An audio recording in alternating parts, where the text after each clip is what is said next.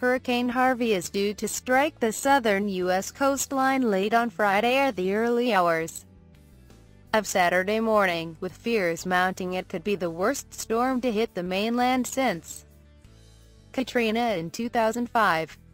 Wind speeds of up to 110 miles per hour are expected. The hurricane was declared Category 3 as it approached the mainland on Friday afternoon. The U.S. National Hurricane Center (NHC) warned that Harvey was rapidly intensifying.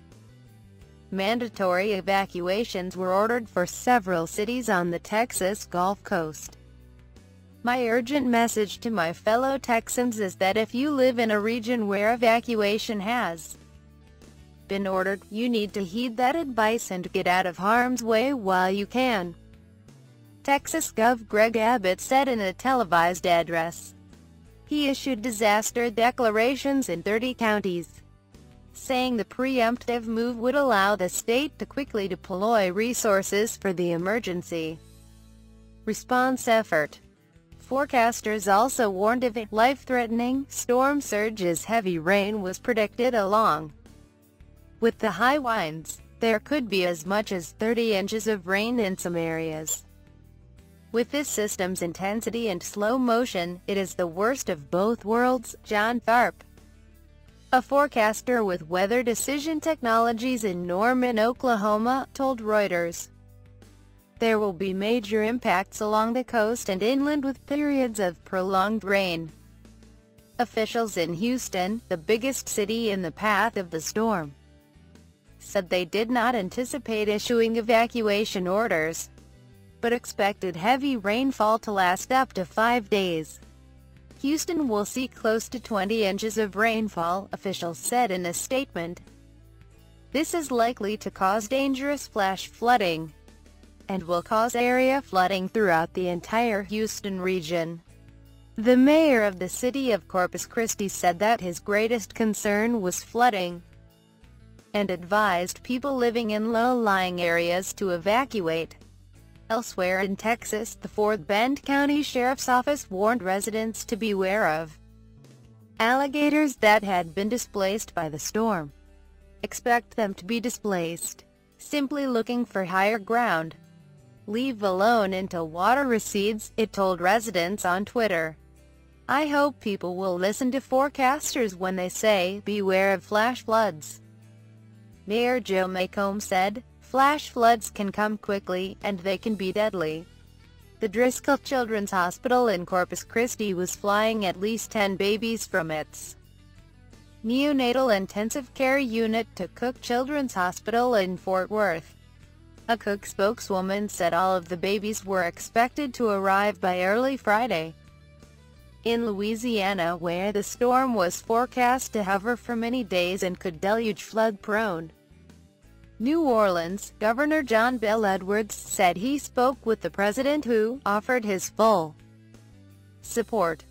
This is going to play out over the next week or so, Mr. Edwards told a news conference, which makes it particularly dangerous, because the longer it sits in one place, the more rain that it will drop. Mr. Edwards issued an emergency declaration for his entire state, as hundreds of boats were made ready for potential rescues, along with more than 500,000 sandbags to hold back floodwaters. New Orleans, which was devastated by Hurricane Katrina in 2005, was bracing for heavy flooding. Petrol prices surged to a 3-week high on Thursday as the hurricane threatened to strike oil refineries in the Gulf. Starting Thursday night, you could start to see the Harvey effect being factored into gas prices, said Patrick Dehan, an analyst with Gas Buddy. President Donald Trump tweeted a video of him being briefed on the hurricane and warned people to plan ahead. On Thursday night, U.S. Immigration and Customs Enforcement officials moved detained immigrants housed in the projected path of Hurricane Harvey. Daniel Bible, the field office director for the San Antonio Enforcement and Removal Operations office said that the ICE detainees in the Port Isabel Detention Center in Port Isabel, Texas, were in the process of being moved temporarily to other facilities. Texas Governor Greg Abbott said too many people are staying put despite being urged to evacuate. He urged anyone with the ability to flee the Gulf Coast to do so, but stopped short of criticizing local officials who haven't ordered mandatory evacuations. With the hurricane only hours away, experts fear the time for evacuation has passed. State emergency officials have identified at least 8 counties and 7 cities that have issued mandatory evacuations. More than a dozen others are under voluntary evacuation. However, state officials said they had no estimates on how many people along the coast have heeded warnings to evacuate before Hurricane Harvey makes landfall. Residents of Rockport in Texas have been told to write their names and social security numbers on their arm. The advice has been given to people who ignored mandatory evacuation orders by the town's temporary mayor, Patrick Rios. This would enable the emergency services to identify bodies in the event of fatalities. "We're suggesting if people are going to stay here, mark their arm with a Sharpie pen with their name and social security number," he said. "We hate to talk about things like that," he said. "It's not something we like to do, but it's the reality. People don't listen." Robert Rocha, fire chief at Corpus Christi, has told residents to stay inside and wait for help. "People are going to suffer if they go out in this environment," he said. "If we follow instructions and do what we are told to do, we can get through this." Emergency services are on standby, Mr. Rocha added. "It is very difficult for firefighters and law enforcement to get out and do any kind of work." Hurricane Harvey has been upgraded to Category 4 as it bears down on the Texas coast. The center of the hurricane is about 50 miles east-southeast of Corpus Christi. Winds are strengthening. The eye of the storm could see wind speeds reaching 140 miles per hour. Brock Long, the FEMA administrator, has warned people who are in the path of the hurricane that the window for evacuation has passed. If you are in the area and you are going to get 6 to 10 feet storm surges, it is time to find some high ground, he said. "Those in the area are in for a long haul," he added. "This is going to be a marathon, because the storm is going to slow down before landfall and stay on top of Texas and Louisiana. This is going to be a multi-day event. It is going to be a significant disaster in the states of Texas and Louisiana, and people there are going to see their day-to-day activities disrupted for a very long time." The Carnival Corporation said that 3 of its cruise ships are unable to return to the port of Galveston, Texas, which has been closed ahead of Hurricane Harvey, Reuters has reported. 2 of the ships, the Carnival Freedom and the Carnival Valor, will head for New Orleans, where they will pick up fresh supplies. Passengers will have the option of disembarking there, but Carnival advised them to not do so and said the ships will return to Galveston as soon as feasible. A 3rd ship, the Carnival Breeze, will extend its stay in Cozumel, Mexico, and begin sailing back to Galveston this weekend, the company said. Staff working in air traffic control towers in the eye of the hurricane are being told to be ready to evacuate.